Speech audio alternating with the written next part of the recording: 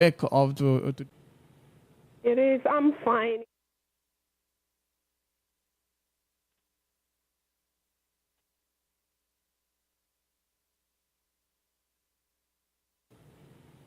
It is. I'm fine. It's really a sad day for all of us as Kenyans, even the Kenyans in diaspora, the Kenyans at home. It is really sad because we have lost a lot of innocent people, and they have died because of insecurities. They have died because of there's nobody protecting them, and I think this is something that all of us have in the media have to talk about because it's really affecting every Kenyan.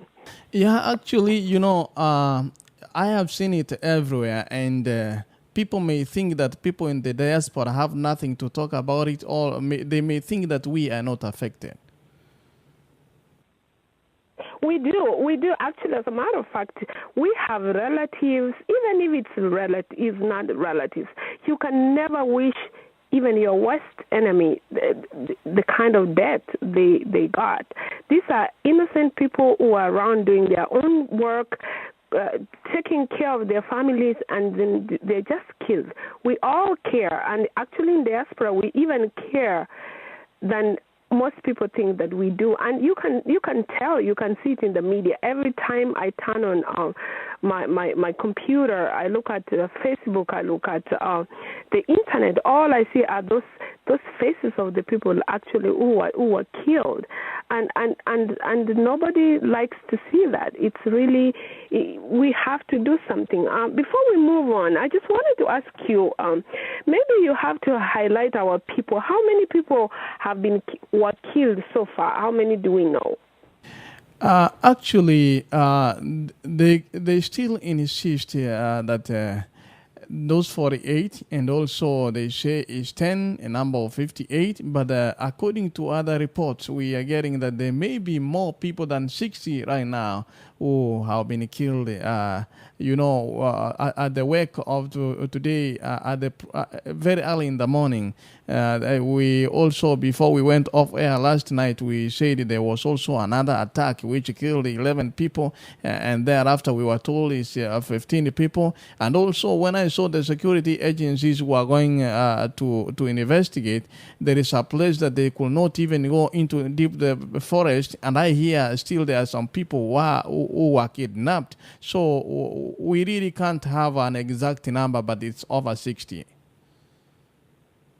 Yeah, it is so sad because first of all, that's even if it's one person, every Kenyan needs to be protected because every person needs to live their life until God decides when to go.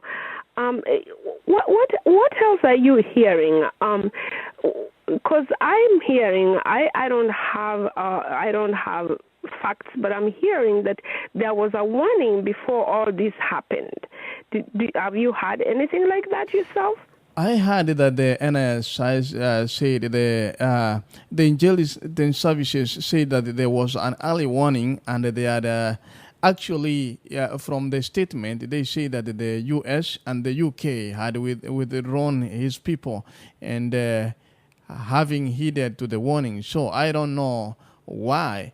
If the warning was sounded, I don't know why nothing was taken into consideration. Again, my sister, before we even say whether the warning was there or not, I have seen so many people comment about the hurriedness, the rate at which the first speech that the briefing that the minister, the CS, gave, it was just like it was concluded that there was a known cause earlier before even the Al-Shabaab claimed the responsibility. At the same time, you see when the president himself came, he gave a statement before even maybe saying there is a commission or some people getting some inquiries. If we analyze his speech, it's like it is already concluded, and that means maybe according to the statement which he released, that means that it is something that was known.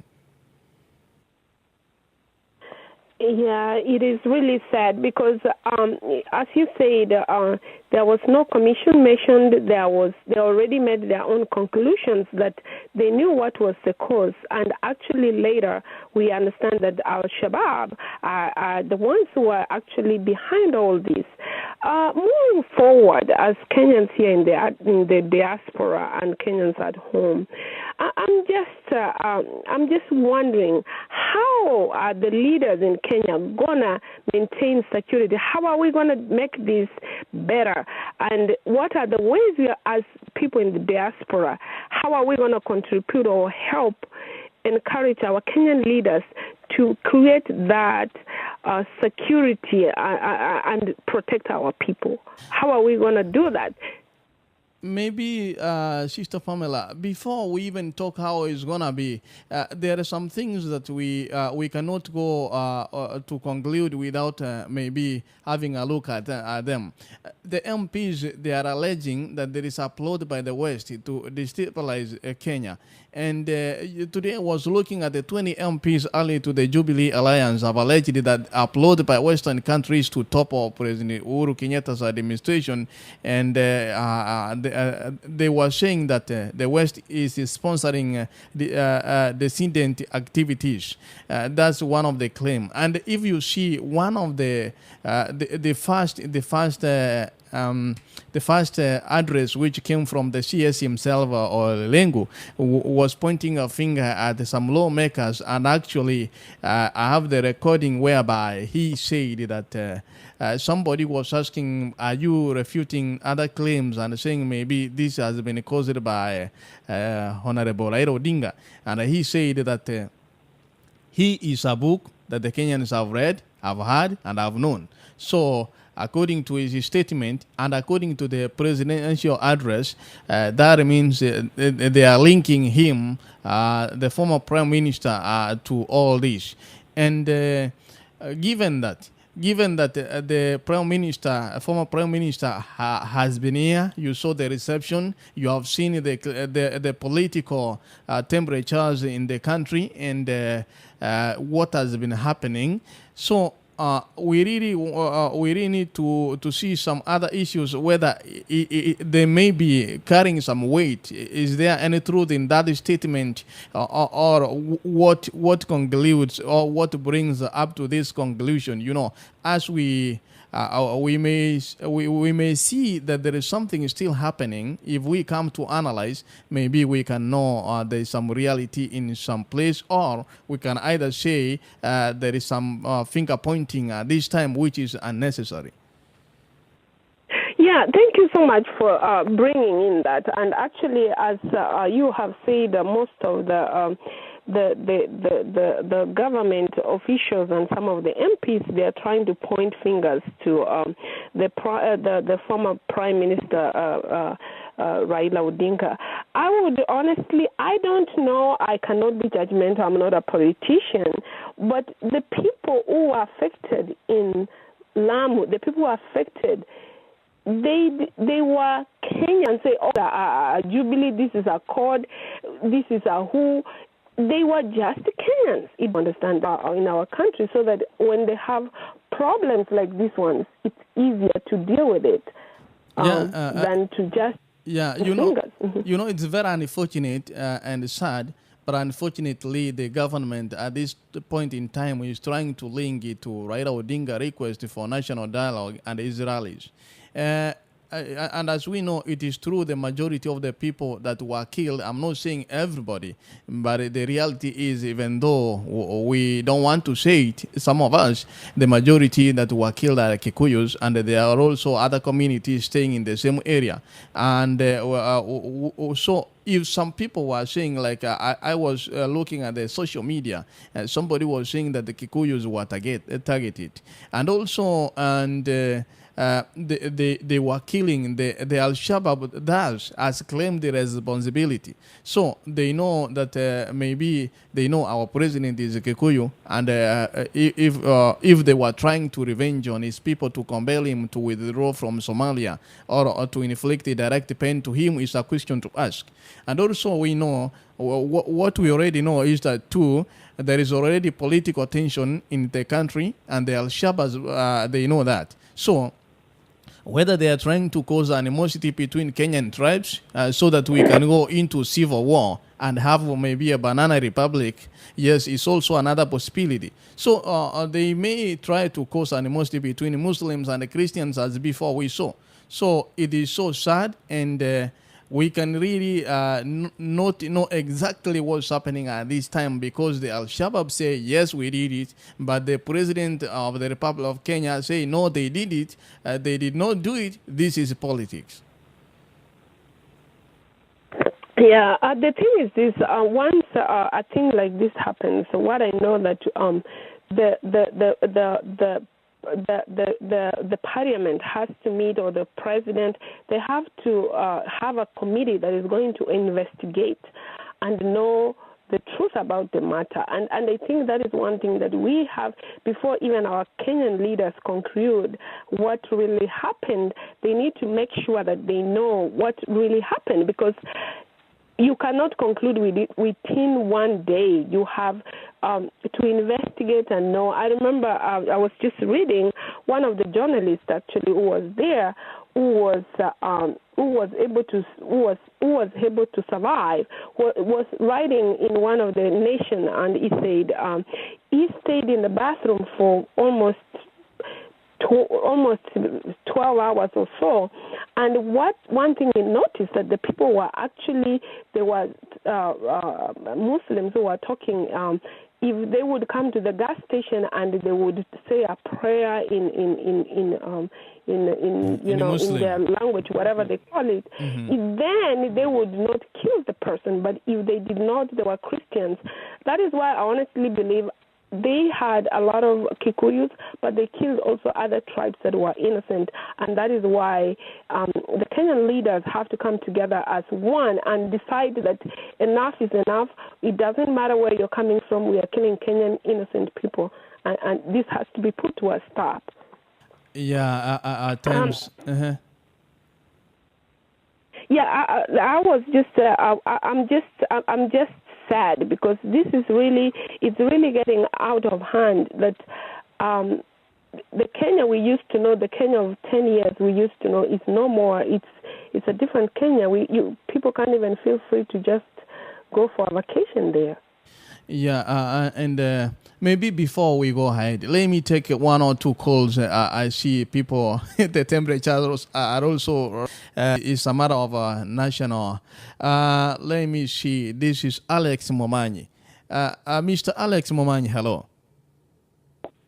Hello. How are you? Are we okay? Except you know what's happening. Maybe before you can comment, I don't know how we should go. We should conduct some things. Do you think it was too early for the president to conclude, or did you get his message as a conclusory remark?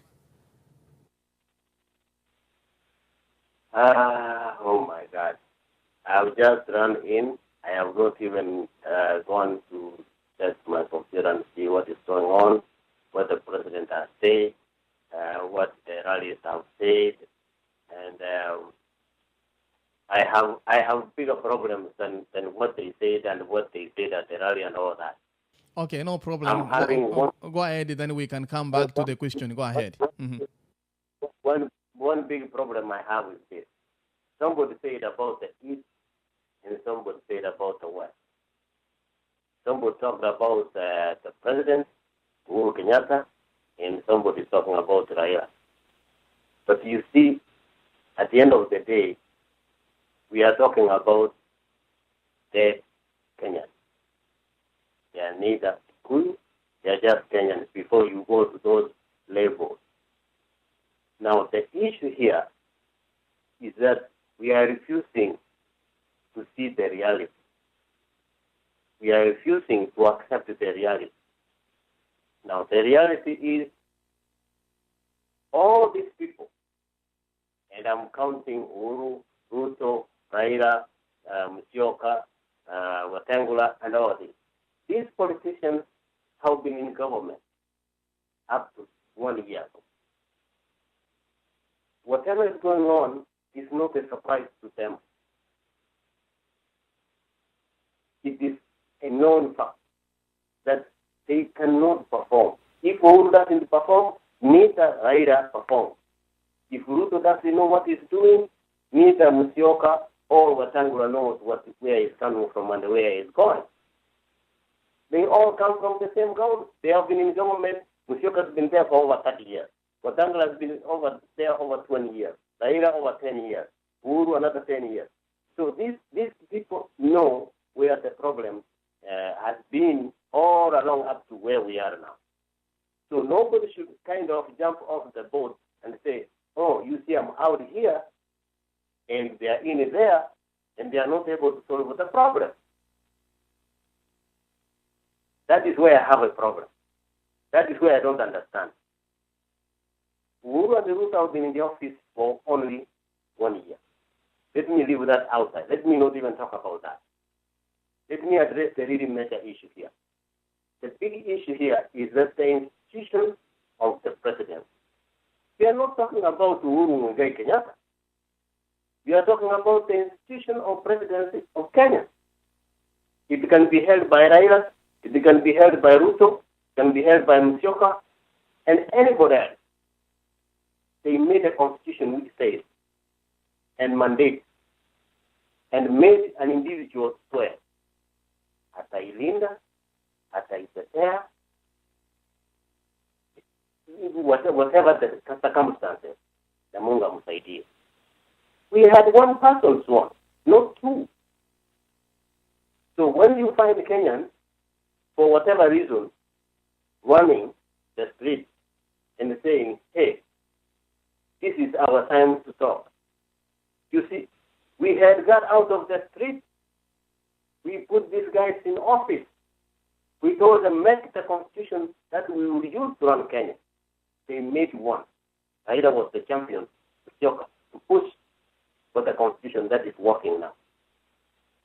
And suddenly they're saying, hey, let us dialogue. I wholly embrace dialogue. Dialogue is the best you can ever have. Because always two heads are better than one. But you see the issue. I'm sorry to... The issue here, when you go to dialogue in the street with the rallies, and then people die, how do you exonerate? How do you get yourself out of this? Because you know that is going to happen. We remember Mulale Kini Ankama envelope, the 90s. And then the rest of the 2007, 2008, we have not even recovered. We still have IDPs. And these guys were in the office. And now we have started, we have to talk. They have never told us what they are going to talk, but they have to talk. So the issue here, and I have said before, dialogue is normal, is fine, is accepted. But they have to make sense because these guys have cooked us. They cannot simply say, oh, it is Uhuru who cooks or it is Raila who cooks.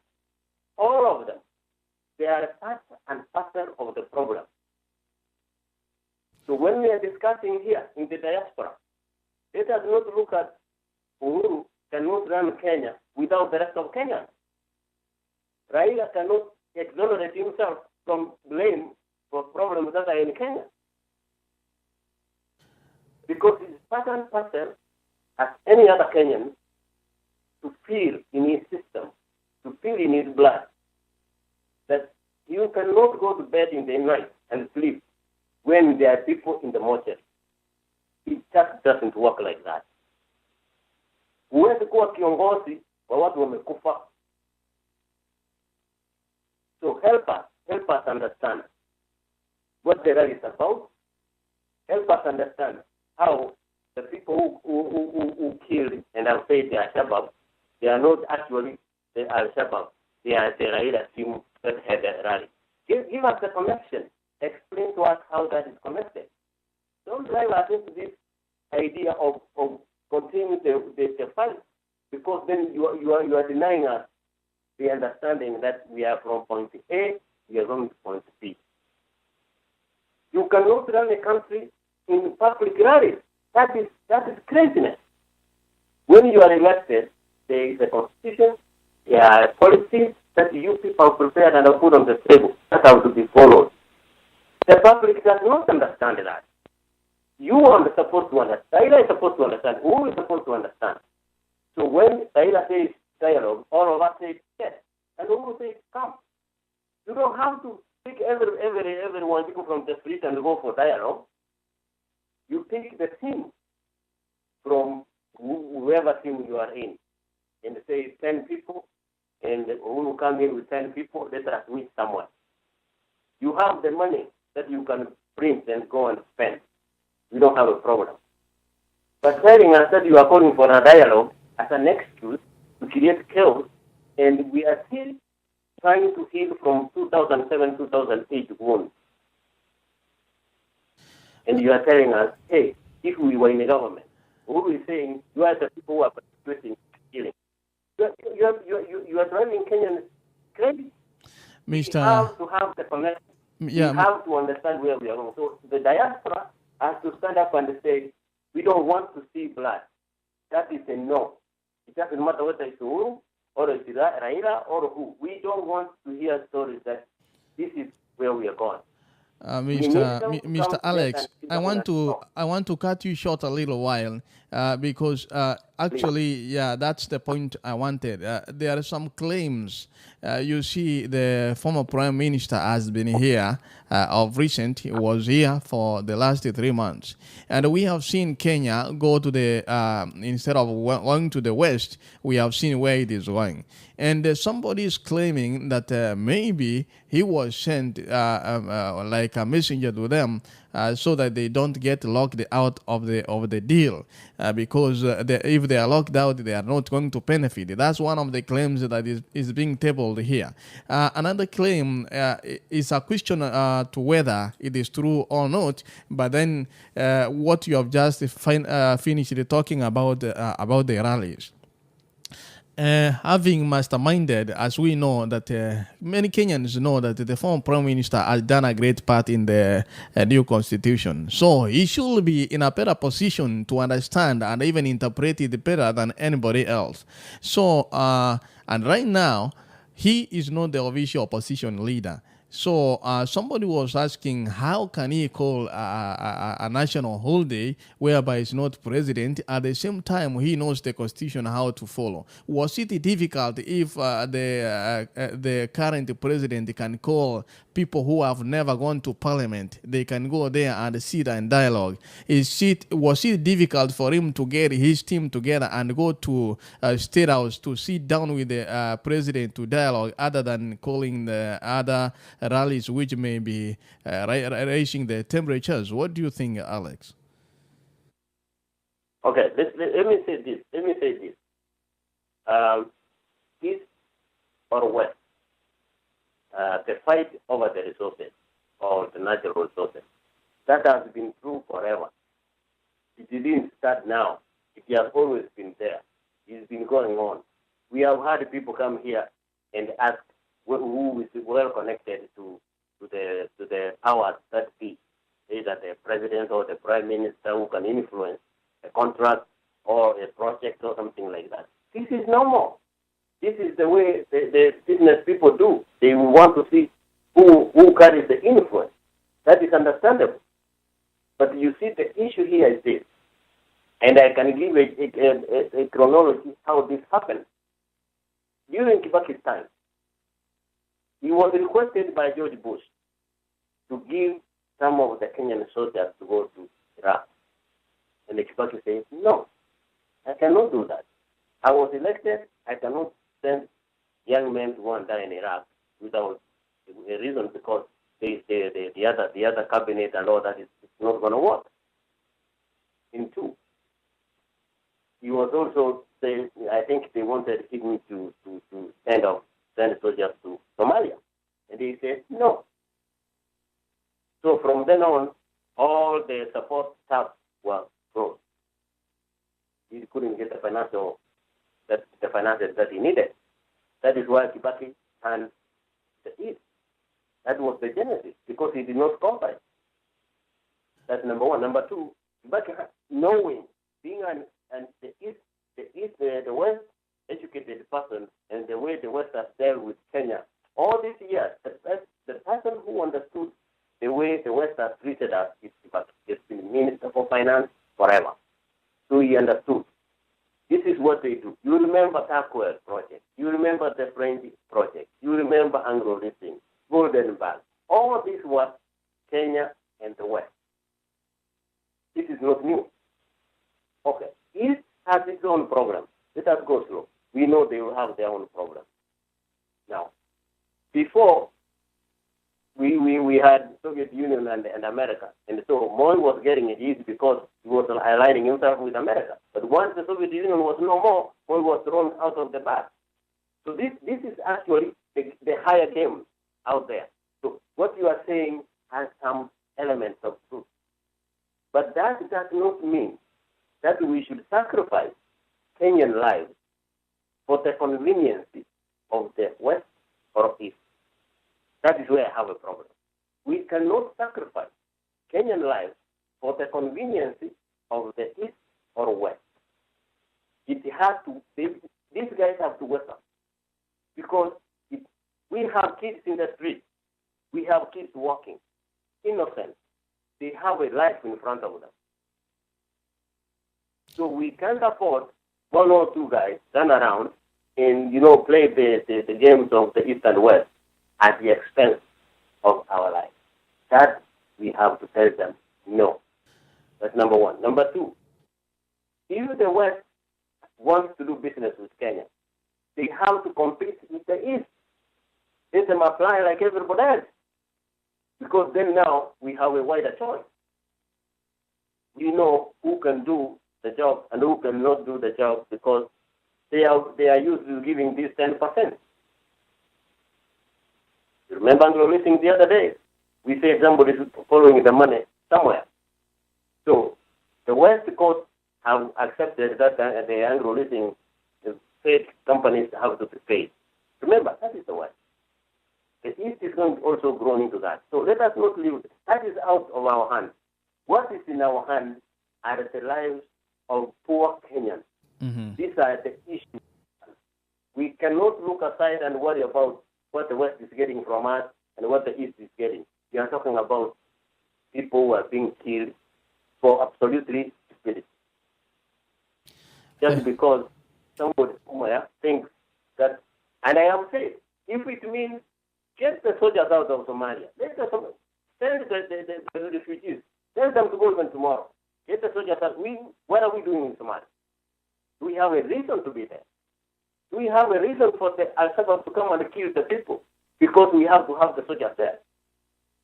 Do we want to take over Somalia? Can somebody explain? Is that what the dialogue was about? You see, that is how stupid the whole thing is. What is the dialogue about? So the issue is get the soldiers out of Somalia. Somali refugees, they should go tomorrow. That is the problem with the UN. If the UN worry about it. Oh, so, okay. And then worry about next year these people don't come in. Okay. And for the politicians, those who have been there like Musyoka for more than 40 years, Wetangula is one of the best lawyers from Harvard here. And he started there, and he knows the constitution that he ran around and promoted does not allow Raila to call for a holiday. And Raila knows that. But no, he uses that. But the institution of the president, if it was, let me ask a simple question. If it was Raila who is the president today, as we are talking, would he really stomach the idea that Uhuru is calling for a holiday, people to go to Sabasaba holiday? This is simple. Would he stomach that? Is that what the institutional presidency says? Don't take us for a ride. We understand this. Okay, thank you, Mr. Momanyi. I'll come back to you later. Then, thank you so much. We are listening to AGRFM. Listeners online are saying, "Does our country have the intelligence? And if so, what did they do? And where were they when this happened?" I want to read his last quote here. The second finger of blame he pointed at his own security officers, especially in Lamu, who he considered received but failed to act on advance intelligence brief on the impending attack. If I quote him, he says, "It is now clear that intelligence on this attack was availed to the security officers in Peketoni. Unfortunately, it did act accordingly." That is President Uhuru Kenyatta saying, and he added that this intelligence, this negligence and abdication of duty and responsibility is unacceptable. Let me go to Mr. Magaki Franklin. Hello. Are you there? Hello. Yes, are you there, Mr. Magaki? Yes, I'm here. What is your take on this? I think I will take a different view from the caller who just left. I think the first thing is, the responsibility of protecting Kenyans rises squarely before the president. He is the commander-in-chief. He has all the instruments of power. He is the one who is given the powers by the Constitution, and he swore to protect all the Kenyans. Mm-hmm. Now, whether or not the politicians played a role into these, heinous acts of killing of the Kenyans, for me, it's the president who is squarely to blame. He has the intelligence. He receives daily briefings about the intelligence of, the ongoings all over the country. And so the question should be, what did he himself know, when, and what did he do? He's the commander-in-chief. Let's remember that to begin with. I mean, for those of us in the U.S., if something of this magnitude happened here in the U.S., we would not be blaming the Republicans. It's Obama who would be blamed. Everyone would be going around accusing Obama of failing to protect the Americans. Mm-hmm. Now, we should be questioning whether Raila did this or not. It's up to the President Uhuru Kenyatta, to have put in place measures and the structures to be able to control the opposition from running the country amok, if at all that's what they did. Two, I actually take a different opinion that what happened was because of the rallies by Raila. I mean, there is a statistic. I mean, let me talk as a statistician. There is, a probability that, yes, they could have played a role, but I think a larger probability is that those rallies had nothing to do with anything. It's just that it coincided. The reason I argue that, when we were bombed in 1998, we didn't have political rallies by Raila. When there was Westgate, we never had the Raila rallies to bring about the Westgate. When we had people, passengers dying in matatus in Nairobi because of the bombings, Thika Road, it wasn't because of Raila and the rallies. These things had been happening. It's the government and the president that have systematically failed in their duty to protect the Kenyans that they swore to protect. How is it possible that the intelligence, if at all they had the intelligence, they are saying, they failed even to convince the president that the magnitude of the attack that we are thinking would be to a scale that would just Raila the group. Effectively, what Kenyatta is doing inadvertently is just saying, the Al-Shabaab people are innocent, and yet these guys have gone ahead. And they themselves have acknowledged and have owned up to the attack. In fact, if we go back, if you watched the news online and read the newspapers, you would have seen the victims' accounts, first-hand witness accounts, the journalists, the victims themselves. They were describing people who were speaking a foreign language, which most likely was Somali, and they didn't know even how to speak Swahili. Now, they were read by some white person. They said something like a white person. So, all the evidence is pointing towards foreigners. Now, how is it possible that politicians like Raila and the others who do not control any instruments of power and security could, for some reason, be able to go to Somalia, hire thugs, bring them to Kenya without the knowledge of government that has got all the resources available to them to have detected this? it just speaks of a failed government, a failed president, someone who has failed to do his duty and seeking to shift his blame elsewhere. He is the commander-in-chief, and they should not be blaming anyone. Two, I think that I insist that the president is being misled by people who have failed to do their duty and who are seeking to deflect attention elsewhere. He should start by questioning the police commissioner. He should start by questioning, for some strange reason, I don't understand the wisdom and the intellect that informed his decision to hire someone who was in the hospitality industry to come and head a critical ministry that is supposed to protect the Kenyans. I have never understood. Two, let's look at the way the attack was happening. This guy that, guns, high caliber guns, they had grenades, and the manner in which they carried the attacks, you could almost think they had some kind of military precision. Now, you want to tell me this was the work of a politician who had some gangs who were trained with grenades and everything and operating with some military precision? I mean, it speaks to some kind of Boko Haram and Al-Shabaab that has got some kind of formal training. Still, again, let's go back. How was the president and his security machinery unable to detect such a planning and execution? Even if he blames Raila, he should have stopped Raila. Raila doesn't. It's the president who is the commander-in-chief. He heads the military, he heads the police, he heads the CID, he heads the NSIS, and everything he has at his disposal. So for me, I think the statistical probability that the political rally towards explanation why this happened, for me, sounds so remote to believe. And Kenyans should actually ask themselves if they have a president who is capable of protecting themselves. He has chosen to trust the information from his own tribal chauvinists, and he doesn't want to listen to any kind of objective and informed argument. His own intelligence people, if you can remember, Mr. Ontiri, actually had themselves blamed the Al-Shabaab. I didn't understand at some point where the theory changed and the politicians came in. If you remember from the beginning, the intelligence chief and the police and everyone were blaming it on the elements of Al-Shabaab. That was the first statement by the people on the ground.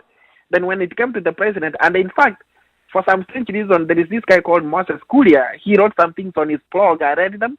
And when the president was reading his statement, I almost thought he picked everything verbatim from Moses Kuria's blog. So, I mean, you can tell where everything was ended. So, but still, the park stops with the president. Two, yes, it's true that the people who were killed at Mupeketoni, most of them happened to be Kikuyus. But let's also remember how Mupeketoni settlement scheme came about. It started by the first president, trying to look for a place to settle some people who had displaced, and the majority of them by then were Kikuyus, right? That's how the settlement scheme started. Mm-hmm. Now, what happened is there are more Kikuyus in that island than in that place than the other tribes because of the historically how that thing started. So that chances of randomly picking on someone to kill are higher to pick a Kikuyu because they are the majority of people there, right? Simple statistics. If there are 100 people somewhere and there are only 2 people somewhere, you randomly pick on someone, it will happen to be the majority of people. So it will seem at the face value that the Kikuyus were targeted. But we also fail to see that they may seem that they were targeted, but it's because they are a majority, and so chances that someone would have randomly shot at someone who eventually turns out to be Kikuyu is because historically Kikuyu were the majority of people who occupy those places. But then on the other hand also, we blame the opposition for having been speaking about, tribalism and others. If speaking about tribalism is a crime, then honestly, even those ones who have disclaiming, have been appointing people on tribal grounds, displacing others from other tribes, they equally share the blame. If speaking about the tribalism is a crime, systematically hiring on the basis of tribe is also equally a crime, right? So I think for me the bottom line is, let's actually think the way the Americans think. It is the president who, by the end of the day, takes responsibility for the failure. He is the one who appointed the cabinet minister. For some strange reason, if Mr. Ontiri, you realize, the cabinet minister for internal security, Orerenko, and the cabinet secretary in charge of defense, Rachel Mamo, In fact, do you ever hear about Rachel Mamo lately? No. Don't. Now, that's the person who's appointed to be the head of the military, right? These people are unable to control the military leadership, or the Renku is unable to control the police themselves. You know, the police echelons and the tribal chauvinism, they are so strong for him to control. So effectively, the president had appointed someone who is unable to control the instruments he is himself supposed to control, so that he would protect the Kenyans. That's where the whole problem started. We might start you know, we are blaming the West.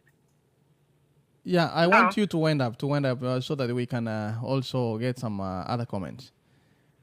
Yes, I'm winding up. Lastly, let's not blame the West, Mr. Ontiri. The reason why I say let's not blame the West has done all sorts of things for Mugabe. Have we ever seen killings in Mugabe's country? He's been able to protect his people. All these other things are all excuses. The President of the Republic of Kenya, His Excellency Uhuru Kenyatta, takes all the responsibility. All the others, we are just spectators. Thank you. If you look at the article we wrote on Mpeketoni attacks, one of the questions was that the Al-Shabaab has claimed the responsibility. They know our president is Kikuyu. Were they trying to revenge on his people to compel him to withdraw from Somalia or to inflict a direct pain to him? This is a question to answer. I don't know what you think, but I want to read one of the statements that the President of the Republic of Kenya also talked about today. He said they are aware. So the report was given. So that's what I said, that this negligence and abdication of duty and responsibility is unacceptable. So he says that it is now clear that intelligence on this attack was availed to the security officers in Mpeketoni. Unfortunately, the officers did not act accordingly. That was his speech, his statement today. But also, even as it goes on, I will quote some 2-3 individuals like now, the MPs, Minor Commander of Starehe, Richard Itongi of Nyaribari Chache, Francis Waitito of Juja, Kimani Ichung'wa of Kikuyu, Kareke Mbiuki of Mara, and Njoroge Chege, Kasarani Bernard Mutura of Makadana, and Embakasi West MB George Theuri accused the West of sponsoring illicit activities. But I want to quote what Mr. Theuri, the Embakasi West MP George Theuri said. He said it this way: it looks like Raila came with some magic for tribal incitement that to cause chaos from U.S. We cannot sit and watch what is happening to go on. We want God to know that the elections were held last year and President Uhuru Kenyatta and his deputy William Ruto won. It is time to accept this reality and move forward. What is your take on the current security situation in Kenya? 91971. This is Juvenari Somburo. Hello. Yeah. How are you? We are okay. What is your take on this matter? Yeah. First and foremost, I also appreciate for all those who have contributed, and particularly the families who have lost their beloved ones innocently. They have made death which was not even planned.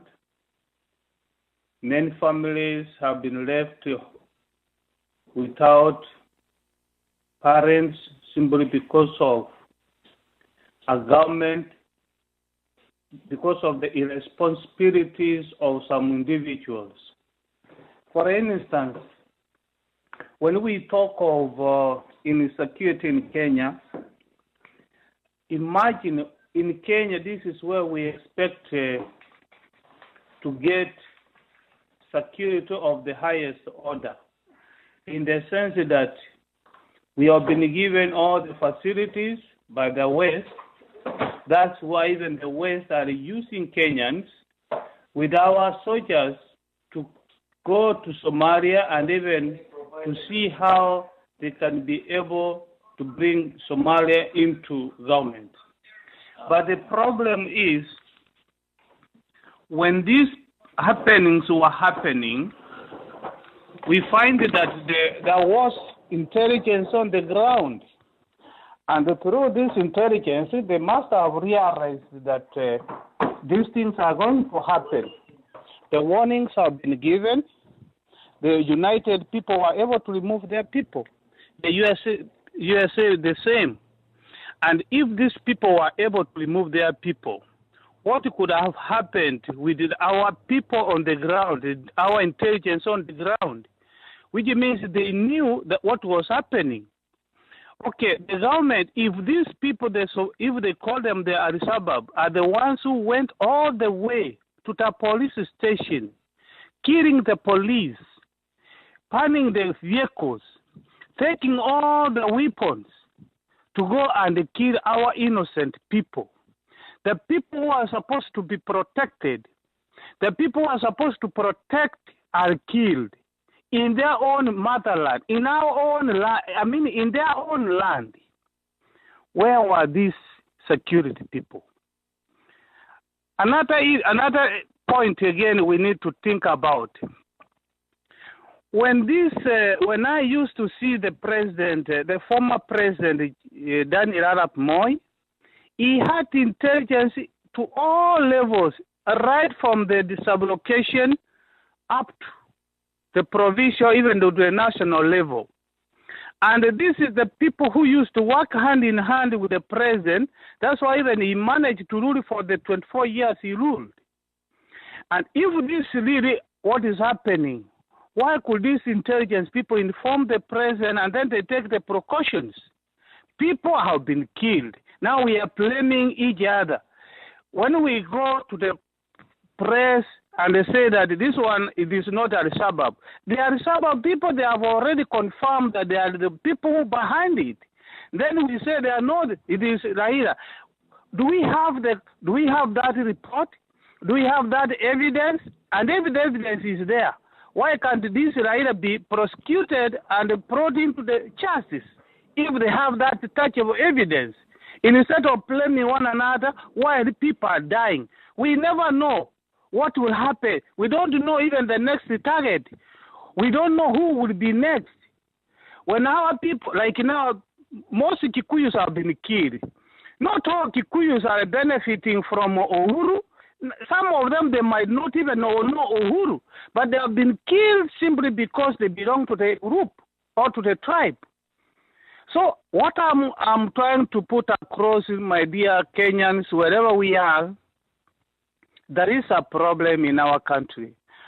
When a nation is divided, the enemies will always just find it very easy to break it into pieces. If we could find a way, even in your own home, if you have a problem with your family or with your wife or children, you need to sit down and find out what is the problem. Who's causing these problems? If you are the father, you are the one causing the problems, look for the solution. But if you say that I'm the head of the home, there is nothing I want to listen, okay, remember your wife is the one who's cooking for you. She will never cook. And if she cooks, she can just hand over that food to you, but you can't eat it without peace. You cannot eat it because there's no peace.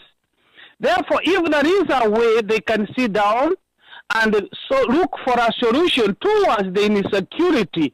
We don't sleep. All the time, whenever we get phones from our families, we are scared. Maybe our children have been attacked, our families have been attacked. We are not scared. We are not at peace. So I'm appealing to the government of Kenya under the leadership of President Kibaki, Uhuru, and Ruto to rethink. There are also some careless remarks some people make. And those careless remarks, you never know the impact until you see the reactions much later.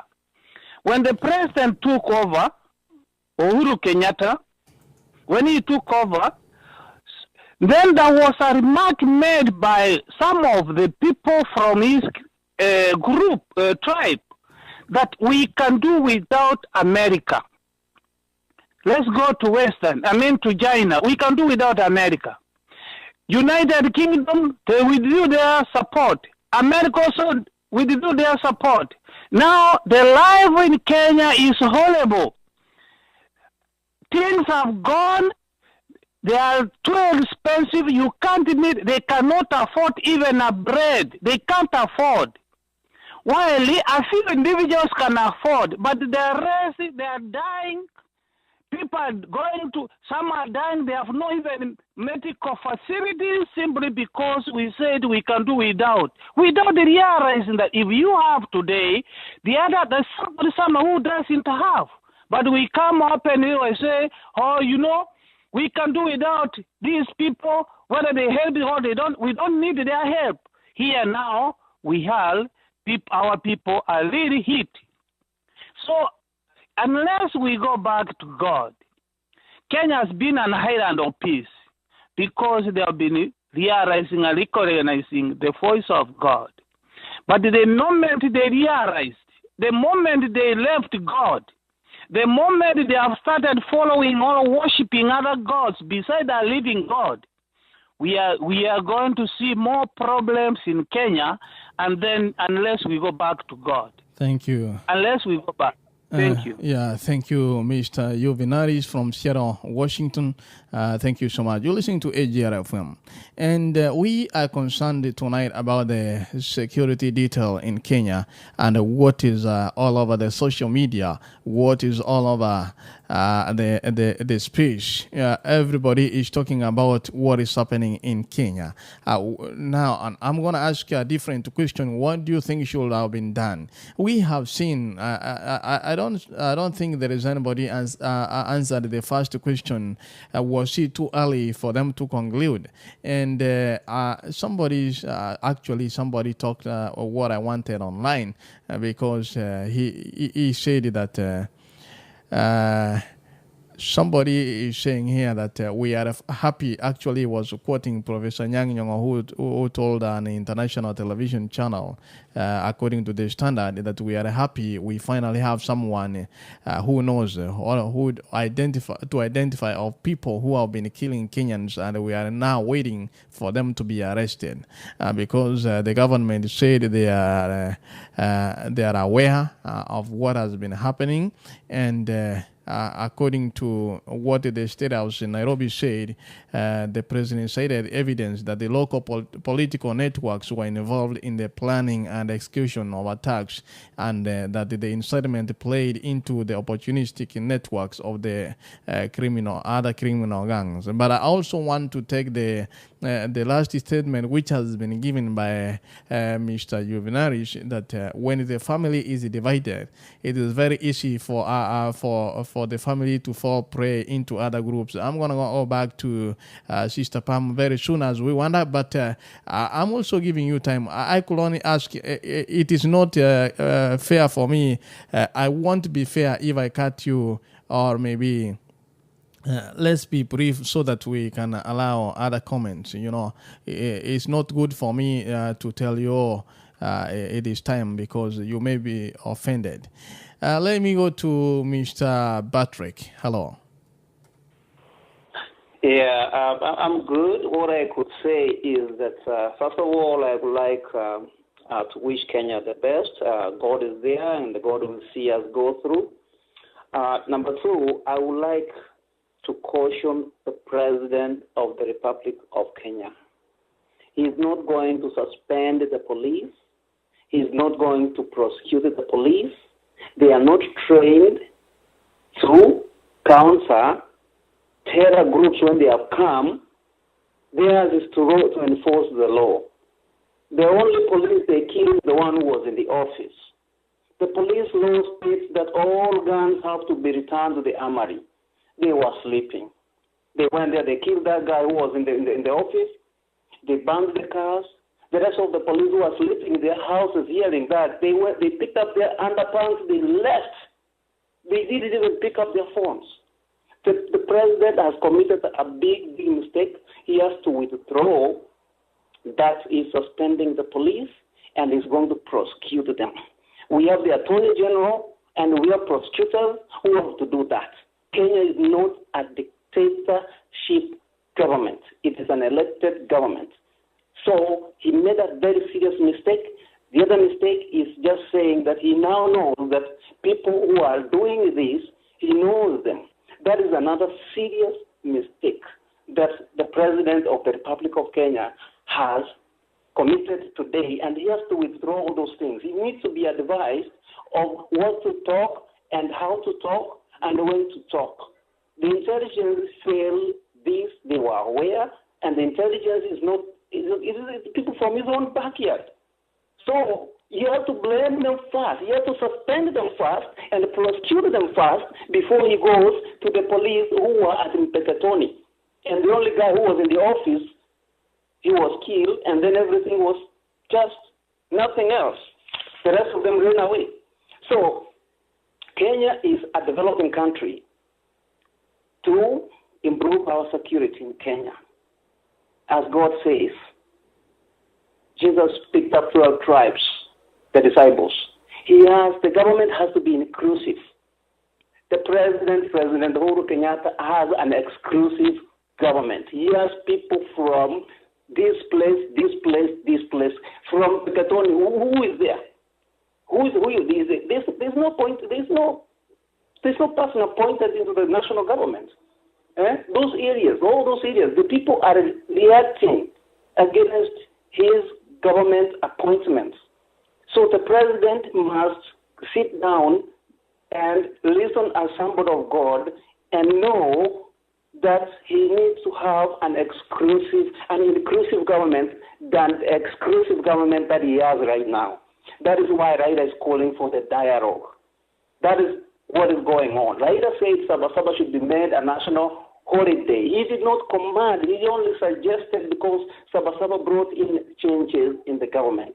He didn't say anything that it is going to be a national day, but he suggested it is the one which brought constitutional changes in Kenya, so that we should consider that to be a national holiday. Let these attacks not bring blames into Raila or anybody else without evidences. People take this and then they use it to attack, and then the blame goes to opposition. Let us act with love and humanity and stop all these blames, and the president himself is the one to blame. He has Kenya Army, which needs to counter this terror, not Kenya Police, not Kenya Administration Police. When Kenya went to Somalia, they went there for a mission. They are not going to come back before the mission is over, like another place. So mine is very short.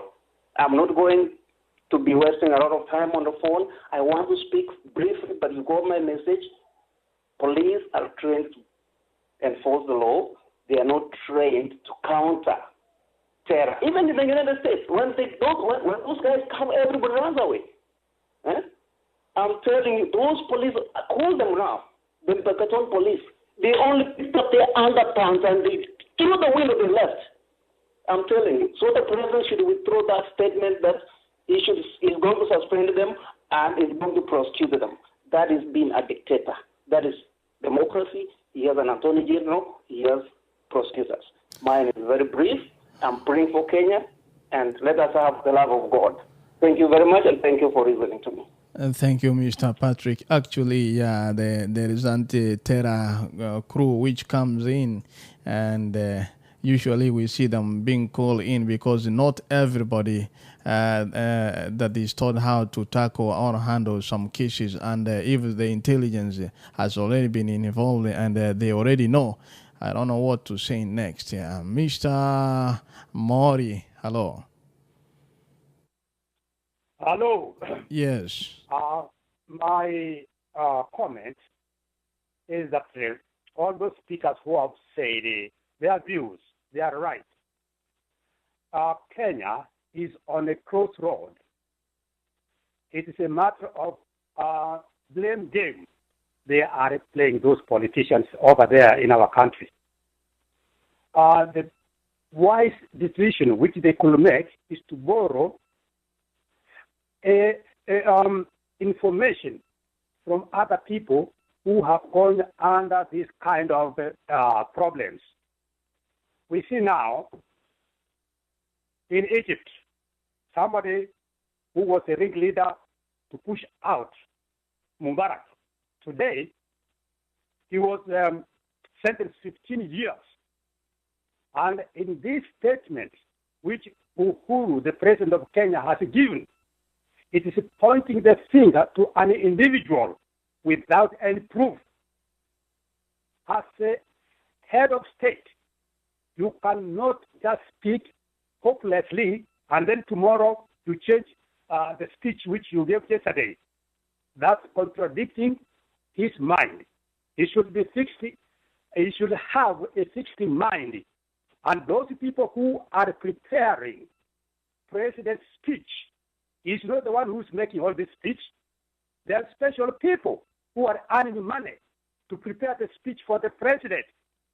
These people will be accounted as the people who are giving wrong advice to the president to point the finger to Raila Odinga. It was very early to say that this tragedy happened because of politics. Those people who sang that in the end, everybody will carry his own cross. We don't want to have a blame game because our people have been killed. And those people who have killed those people have come out openly saying they are the ones who have come to kill Kenyans. And I've found some Somalis who are staying here in the United States. They are saying Kenya is pregnant. One time it's going to produce a child. That's what Somalis, in their language, they are saying. Even in their broadcast radios, they say Kenya is in pain. It will produce a child. That's a very bad saying. And we have seen our MPs. They don't come out to support either Raila or Uhuru because there is a government in place. Those MPs are keeping quiet. They're just whispering. Sometimes we don't understand what they're doing. Fanya wengi hawachimbi shimo.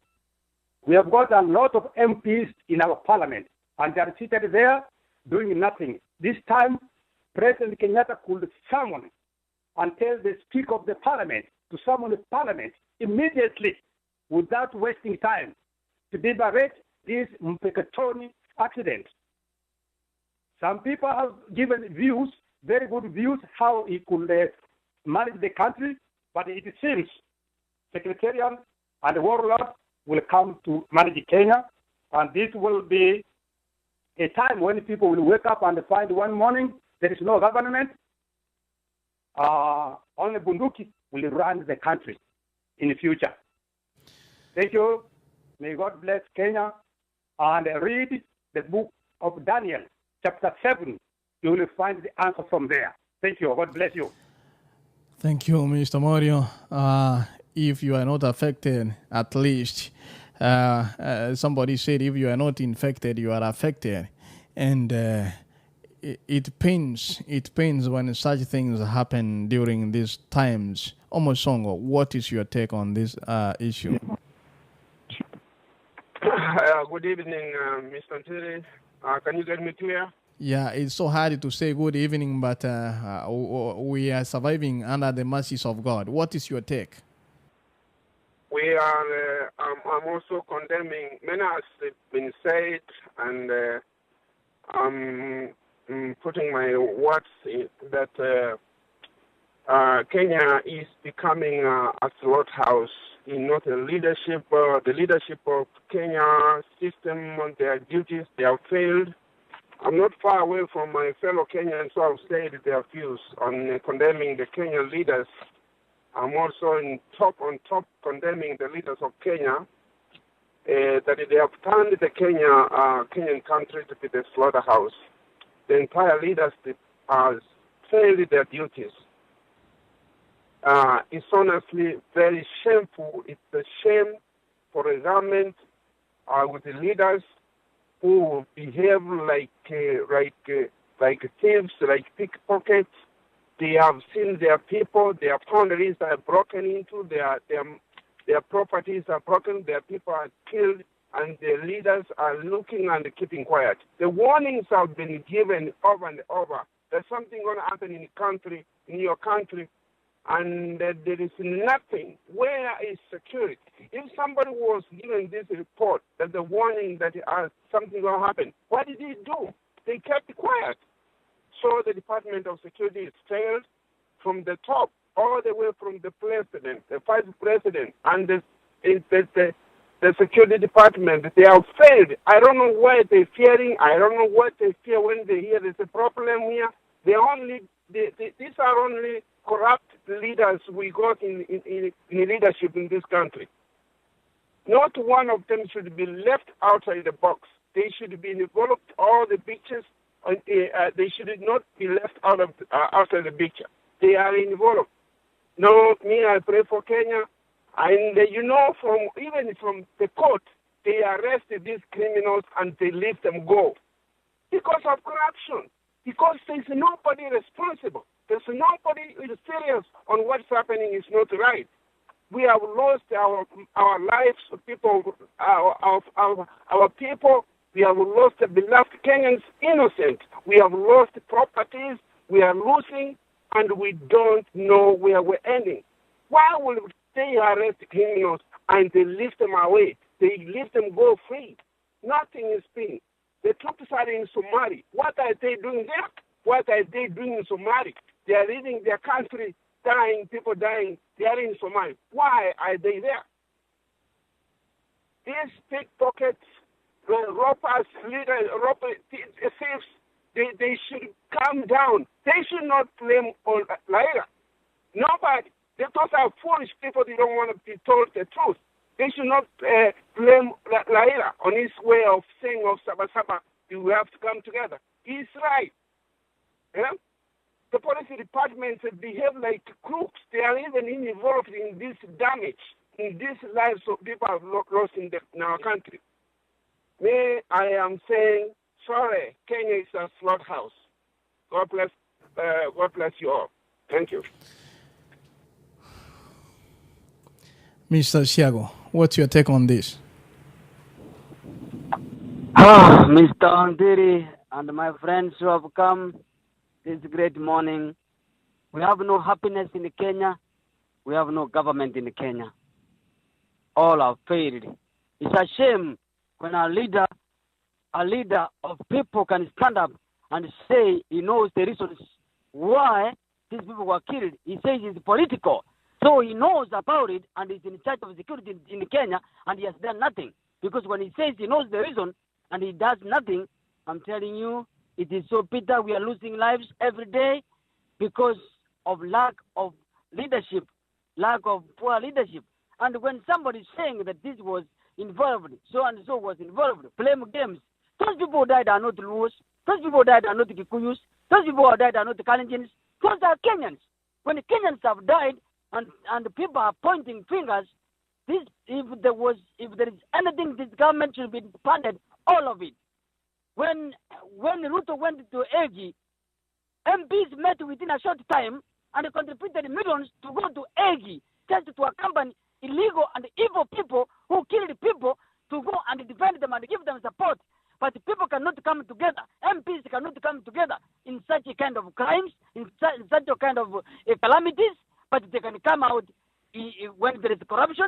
They can come out when there's... So we are led by, as my brothers have said, we need prayers in that country. We need prayers, and this is a problem which started like when the Israelis demanded that they wanted a leader they can see, and they were given that leader, and that is they forgot the unseen God. Kenyans, they have forgotten the unseen God, and they have left their country to the dogs, and these dogs are now fighting them. This is the problem we are having. These people are not coming from Somalia. They are not coming from Sudan. They are living in Kenya. They are not small things that we cannot see. They don't fly anywhere. They are in Kenya. We have special branch. What is special branch doing? Where we have the army. We have JSU. What are they doing in the camps? They are doing nothing. Because these people, they know we are being led by devils. Pray for Kenya, my brothers and sisters. This is a calamity. We can never buy life anywhere, in any shop. There's no shop in the world we can buy life. We are losing lives, and we are going to lose more. We have to put our knees down and pray for our brothers everywhere in the world. Thank you. Everywhere I read the social media, I don't know whether should they say this? Actually, let me go ahead and say something else. The leaders have called for overhaul of the security chiefs for failure to take action against well-known individuals whom they said are inciting Kenyans and inflaming ethnic tension. And unlike the West Mall Gate, where I saw everybody join hands to come together and preach peace, and this time I have seen people point fingers. I don't know if it will help. I'm going back to Sister Pamela. I have not given you time because you have not pressed one. If you wanted to talk, you could press one, and then I give you time to speak. Sister Pamela, hello. Thank you so much. I've just been listening to our audience and our people, our Kenyan people's crying because this is really, really sad. Whatever everybody has said, I'm supporting, because at the end of the day, it is the president. The president is the commander-in-chief. He's the one who has to make the call. He's the one who has to make sure he protects his people. We can talk until our lungs die, but the truth is that our president has failed our people. He has to sit down and see what he has to sit with his MPs and all the people that all the leaders that we have elected, and make sure that they protect our people. It's not something that happened only yesterday. We had Westgate Mall. We have our people blown in the matatus. This has to stop. And I think that I support all our leaders, all our audience, everybody who tuned in. And I know all of us are crying together because this is sad. This is a sad day for Kenya, but we will excel. We are Kenyans. We work together. We are going to come together as a community. And this is the word, this is the message we have to send out there, that all of us are Kenyans, all of us are crying. We should not divide ourselves. We should come together. This is the time we have to come together. There is no Kikuyu, there is no Luo, there is no Kamba. All of us are Kenyans. This is the word we have to send out there in the social media. We have to be our brothers' keepers. We have to see and know who our neighbors. We have to have a plan. And I think that we will excel at the end of the day, even if we are crying right now. That is what I have for today, Brother Ontiri. Maybe before we wind up, there are some still, there are some messages just coming in. Somebody like now, let me see, Otino Kajwang said something today that the president's statement that Al-Shabaab were not responsible for the Mpeketoni massacre and the insinuation that the Raila was behind the attacks was a plot by authorities to prepare grounds to arrest him. Terming the president's statement, alarmist, Kajwang claimed that the government knows who are behind the attacks. And on the social media, just as we were talking, I see people are giving me some updates, though I really don't air most of the updates because we only air what is confirmed. But some people are also spreading the rumor that yes, somebody is saying that there is a plot also to have some leaders, and specifically the former prime minister being under house arrest, and some people to be taken to CID to record statements. But still, I've seen the church leaders condemning Mpeketoni attacks, and they demand an action. Even the Muslim leaders also came and they said that there is holes in the security system. They say action needs to be taken against the top security chiefs, according to the house team too. So there is so much going within and without, but a question still comes. Still, even as we went up, we don't know yet who to believe, because Al-Shabaab, they say they, and there is also another quote. Somebody was saying that while the Kenyans, I just want to, I want to look for it in just a moment as I read it directly, because yeah, somebody was saying,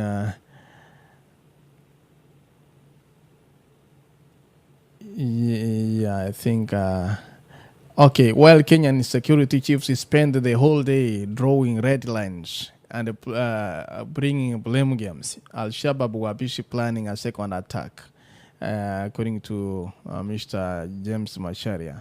And also, we have seen so much is going around in the social media, and nobody's happy.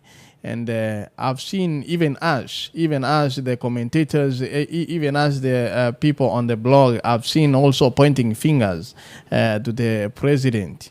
And I don't know whether this time what we should do best for Kenya, even as we are also mourning, and to see the best way for us to build our country and also to avoid further attacks. I don't know what is best for us at this time, but allow me to take two more calls, Sister Pamela. Okay. Okay, thanks. 405-209-5408. Hello. Hello, Brother Rena. Is this Lynette? Hello? Yes, this is Lynette from Oklahoma. I just have to say one word before you close. First of all, I'd like to condemn the killings that are going on in Kenya right now, and not just the killings, but I'd like to just condemn the Kenyan leaders, especially the president of Kenya, because first of all, the president has the sole responsibility of protecting the nation of Kenya, but as you can see, President Uhuru has failed to protect the people of Kenya. So personally, I feel that he has failed, and he should not be pointing fingers as other politicians or other people, because when he was elected and when he was being sworn in, he was given the responsibility to protect the people of the nation of Kenya. And to me, he's thoroughly failed to do that. And also, I'd like to say that he has not done anything. We've seen almost 5 attacks in Kenya. The president has failed to give us a step-by-step analysis of what his government is doing or is going to do to protect the people of Kenya.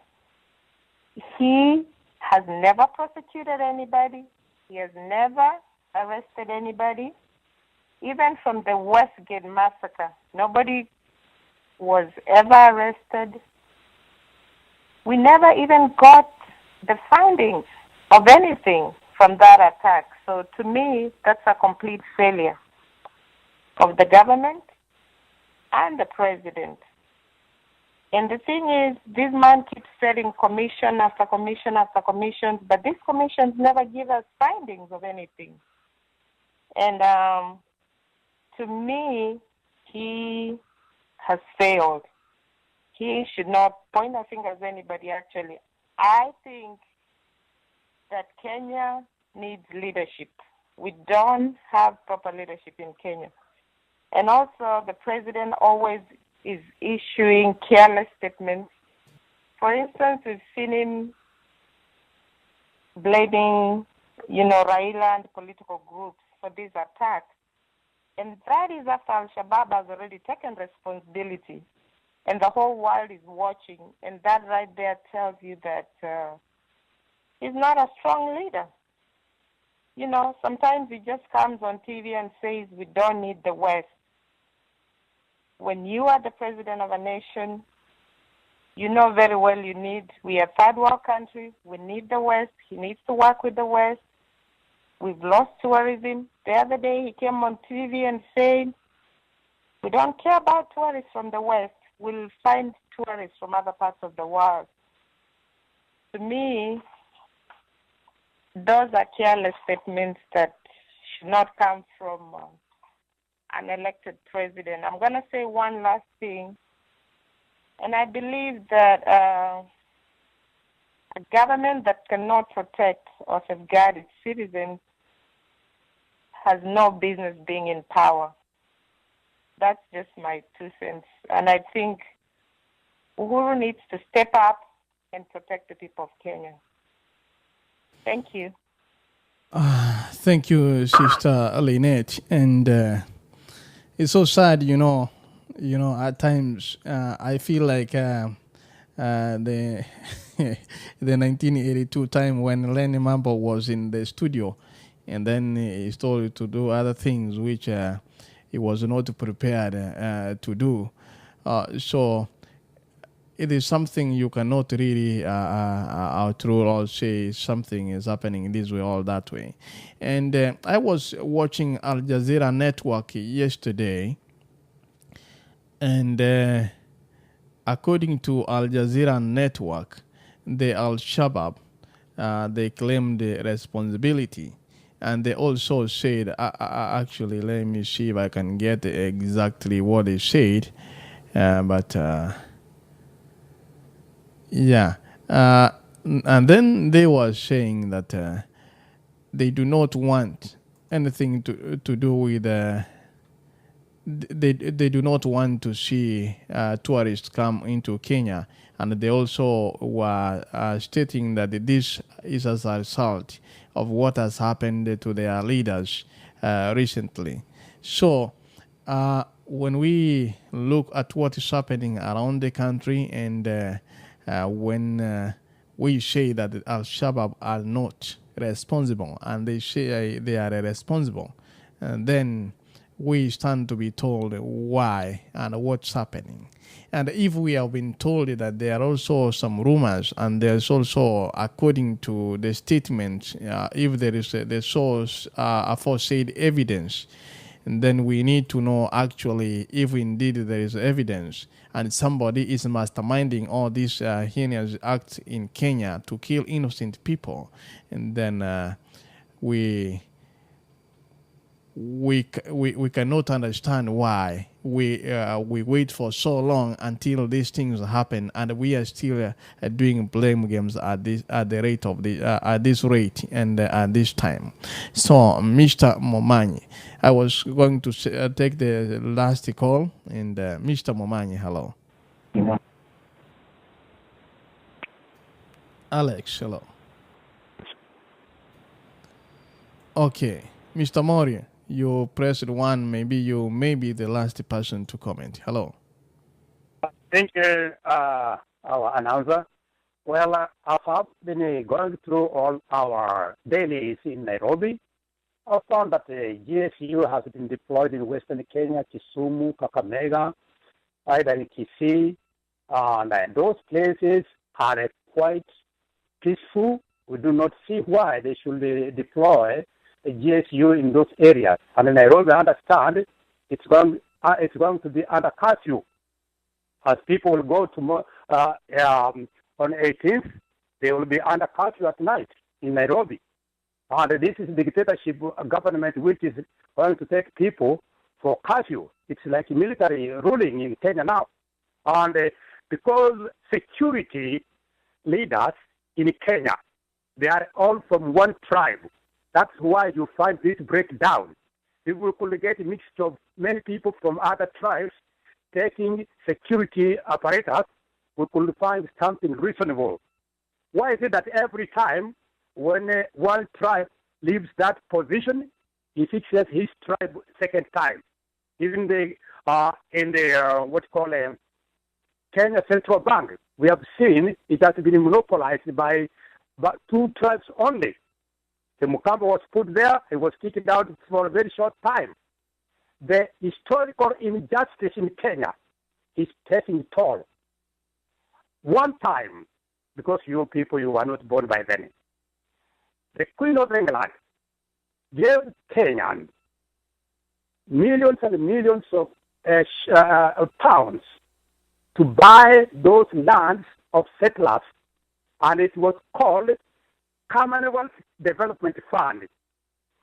Which people benefited from this fund, which these farms which owned by the white people, when they left, this money went to one tribe only. If we are going to consider injustice and land problem, that is one reason why people are being killed. We have to say the truth. You cannot hide the truth, and then when things go bad, then you come to realize later. Let us see that all these problems are they are engineered by the land grabbers and those people in the coast.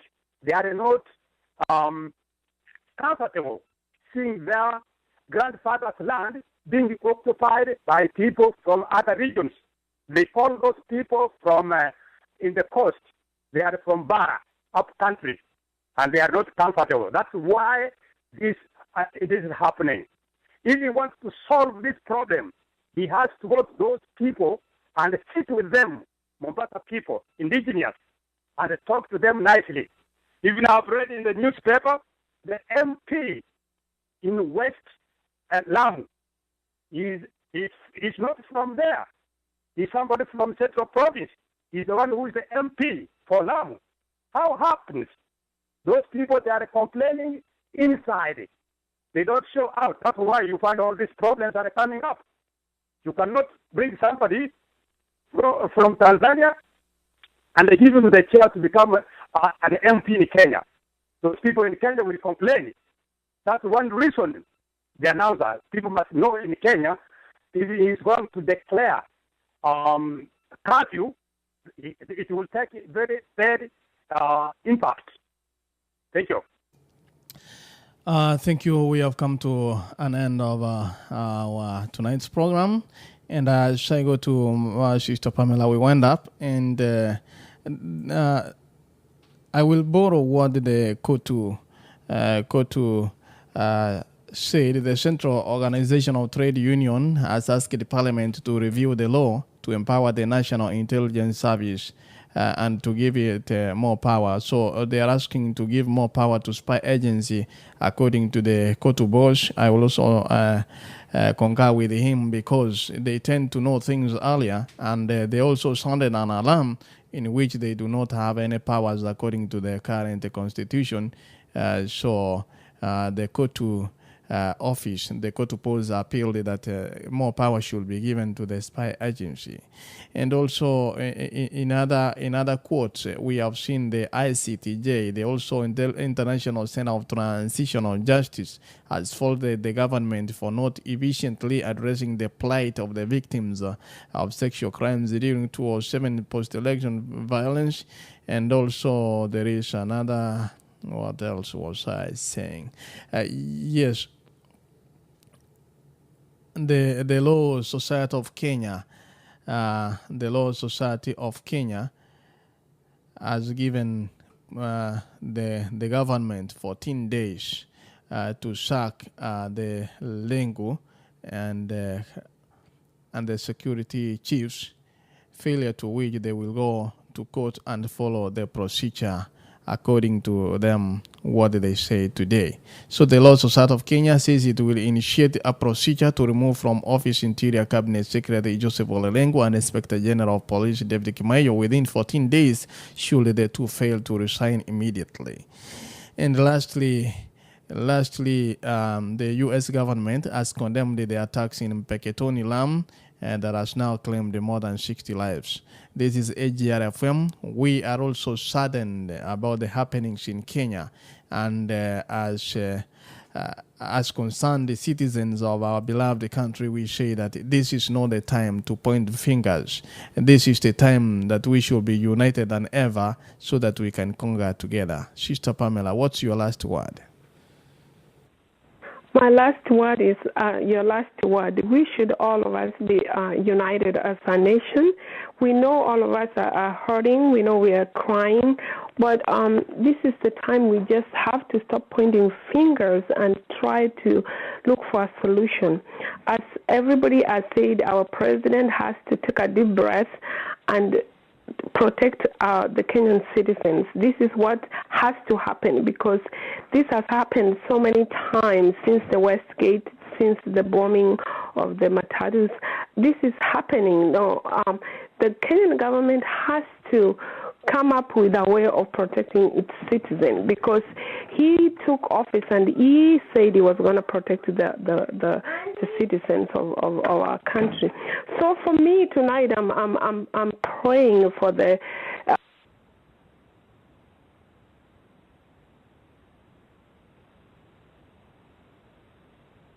the president to step up and protect our people and protect our country, because this is really sad. If it means that he has to take his pride and ask for help from the West, whatever he's going to ask help from, we need it. We need help. We need intelligence. We need our people to be protected. But first of all, also, lastly, I have to thank everybody who has contributed tonight. This was a really it was really a cry for all the Kenyans. And thank you, Brother Ontiri, and we can see you next week.